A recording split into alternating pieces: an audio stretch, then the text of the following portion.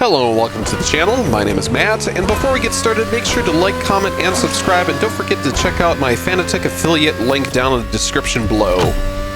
It's a rather interesting time for the Crew Motorfest. It's actually a good time to be a fan of the Crew Motorfest, since it's now Season 7. Ferrari F80 is now in the game, and it has the game now has the award of saying that it has the first digital recreation of the car. It's the first game that has the F80 in the game, which is pretty sweet. And as much as that's great, and we've got a lot to look forward for Season 7, the Crew, unfortunately, is creating waves of controversy outside in the greater known video game space. And what do I mean by that? Well, there's an issue at hand. There's a petition that's been created called Stop Killing Games.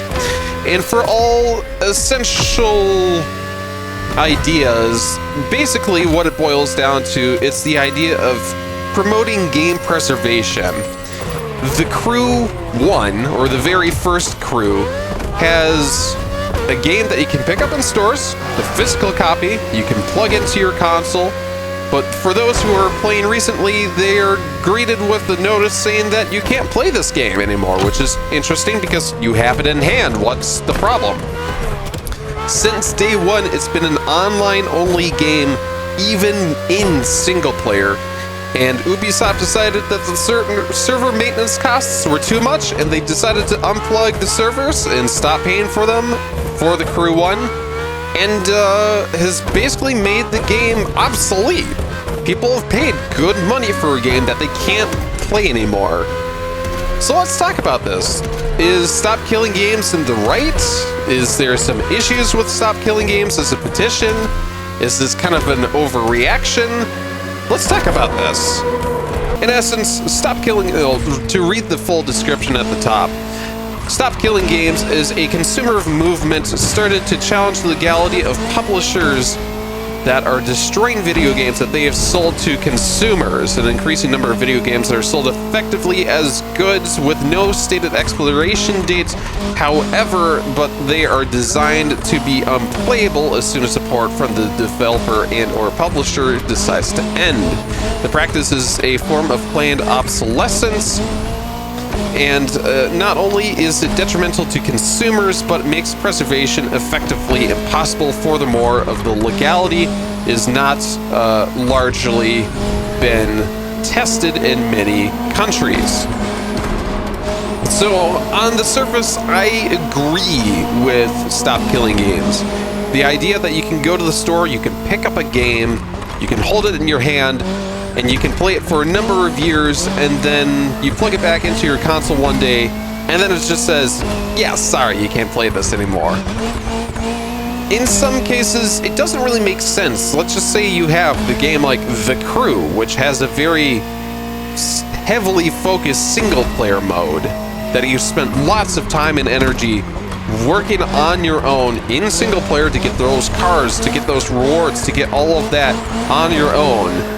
And to then not be able to access it due to the fact that they don't have the servers anymore seems odd in a lot of ways. Just seems kind of sketchy and shady because it's single player. There's nothing that's on the servers that can't prevent that being done locally, if that makes sense.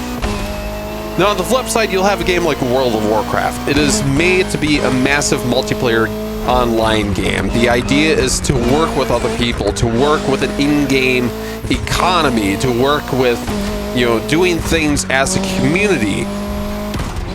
Now, that is a completely different story. That's something that you can't pick up in store, but I feel is kind of outside the scope of Stop Killing Games, if you will. And, of course, this isn't a very cut and dry idea, because that even being said, there are a lot of opposition to this petition stating, hey, are we forcing developers to make a game that is not meant to be single-player, a single-player game, and punishing them if they don't?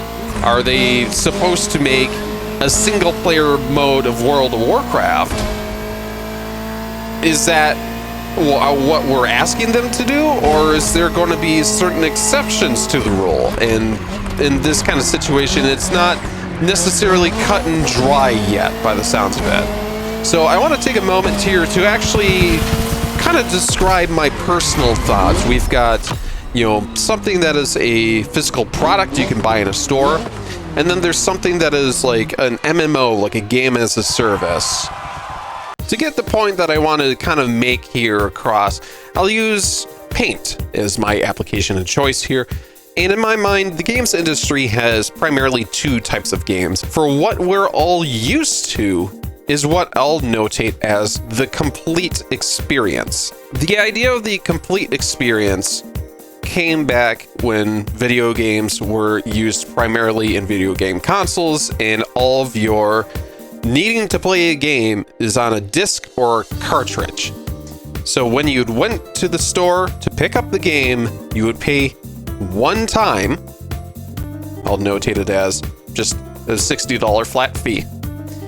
You pick up the game, you buy it, you bring it home, you plug it into your console, and we'll notate it as a box. It is a complete experience. Generally speaking, for video games for the past 40, 50 years, however you want to call it, it has been normally narrative-driven games or games that have very defined start and finish. Back in the 2000s, we have a new type of game. It is the MMO, or also a, game as a service. And I'll notate this kind of as a line here. It is ebbing and flowing. It's always changing. And what's interesting about this is the complete experience. If you pick up the game in 2015, you have that experience. If you pick it up again in 2025, it is the same exact experience. The MMO and the games as a service has a different idea where the game at one point in 2015 can be one way, but after numerous changes and after, having different features and all this kind of stuff being added after launch, and it's just, by 2025, it is not the same experience. And if you try to play the game from 2015, you can't, because it's just different. The complete experience, for instance, since the invention of having consoles with internet access, we can get patches and stuff after launch. We can get updates and game modes added and this, that, the other thing. So again, there's things being added to the core experience. But again, it's still complete in my mind. To go back over here to the MMOs and the games as a service, traditionally, you don't buy it anywhere, as far as it's not a physical product that you can have in your hands and say, this is mine. So we'll notate this as free if we're going the Fortnite route, or in the World of Warcraft route is a subscription. What the whole idea of the crew that gets lost in all this here is that with MMOs and games as a service, depending on how they are, World of Warcraft is a very unique experience in the standpoint that it's still going. It is built off of the same servers from 2003, 2004, or whatever, and they've been able to update those servers and keep the game going along. What's interesting is that we're getting games that, for all intents and purposes, they can't continue running forever. So you'll have an MMO or a game. So let's just say Guild Wars 1. It was a subscription service, I believe, that had a start date, and it ebbed and flowed and changed. And then one day they said, hey, we have to pull the plug. What's the point of Stop Killing Games in my mind is that the crew looked like this, the complete experience. You had a single player campaign, You had different game modes, different features, all this and that. The other thing, you got a core experience. Multiplayer was just one of the facets that you could, that looked MMO-ish, but appeared that it was a complete experience because it is a product that you could hold. What we come to find out is that the crew, in order to save server maintenance costs, decided that they made this into that, where they decided, hey, we're pulling the plug. And all of us are sitting there going, well, you can't do that because you gave it as a complete experience. We have it in our hands. We can plug it into our console, and now you've made it obsolete. It is, in essence, planned obsolescence. And that's where I think is where I have an issue with it. Because in all honesty, it is, I'm not going to say lying, but it's marketing as the idea that you're getting one product, but it is actually another. So if the crew from day one said, this is a subscription, it's a game as a service, it's an MMO, it has a start date, and then we'll release a sequel at some point, and we'll pull the plug on this one after a while. I think with these types of games, there should be a very clear disclaimer saying this is an MMO or a games as a service, as a start date, and we will pull the plug on it at some point. Please note that you may lose progress or whatever. We're not having an offline mode per se. And then we have a very clear defined line and say, okay, if you can buy this game in stores with a singular fixed price, your complete experience needs an offline mode. If the internet decides to go away one day, but you plug the game into your console, or the internet doesn't even need to go away. Let's just say that you go on a road trip somewhere to a remote location where you're camping. The game, if you're buying it at a fixed price with a physical product, should be able to work in an offline mode. So the thing that I will say separately is not all of it needs to work offline. Let's just say your multiplayer portion obviously needs online mode. That's just one little facet of the game that can be kind of over here, and that's okay.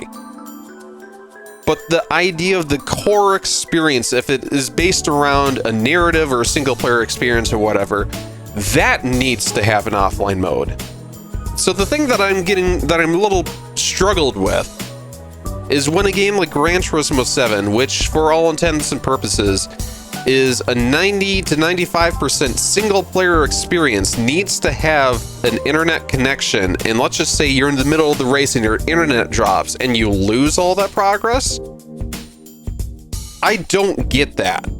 I get that it's anti-piracy measure, but what I really think needs to happen is if you're going to have these games like Gran Turismo 7 that are like these hybrid games now, where you have a complete experience, but then you also have a multiplayer function that works like a game as a service or an MMO. What I think needs to happen is, I believe Call of Duty Modern Warfare had this. Please correct me if I'm wrong. I know one of the more recent CODs had this, where you download the game itself, which is this.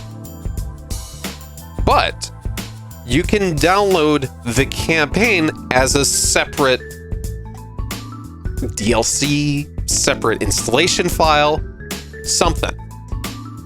And that would be awesome in my mind if these weird hybrid games had that option, because you could have this idea that, hey, I only want to play the single player portion of Gran Turismo 7, which could be marketed as this. You download that game, you can play it. It has an offline mode. It works when you don't have internet. Great. Now, I want to play multiplayer on this other side. That is a separate installation that at that point you can have your anti-piracy measures, like your de novos or you know, all these extra anti-cheat engines that are needing access to your computer's registry or whatever. At that point, that's okay, because when you have this single player experience that has an anti-cheat thing going into your registry and needs to be always online, none of that. So keep that as a separate installation. And if we can make that work, I think that would be the best part. So I'm hoping that that kind of describes my personal thoughts. We're now starting to get a little bit closer to defining this is a product, this is a complete experience, and this other thing is a game as a service, it is an MMO, it is a service. I think that Stop Killing Games is a great opening to a discussion. I think it's this discussion that needs to be had of being able to accurately define what is a game, what is a service, you know, what is a product you can have in hand, and what is something that you can get a license to access, if you will. Now, the cool thing about Stop Killing Games is that in the past couple of weeks, because of misunderstandings of the movement, there's been a backlash to the movement, but then there's ultimately, because of that backlash, there's been an additional amount of eyes on it that haven't been before, and finally the EU portion of the petition has been signed to have over, at the time of recording, 1.2 million signatures, which is great, because that has exceeded the threshold that is getting a lot of countries involved, their governments, to say, hey, we should really start accurately taking a look at this and having this discussion.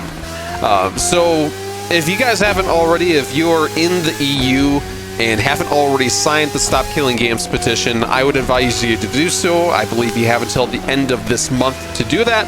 I might bring it up in some other future videos just to kind of remind you if you haven't already.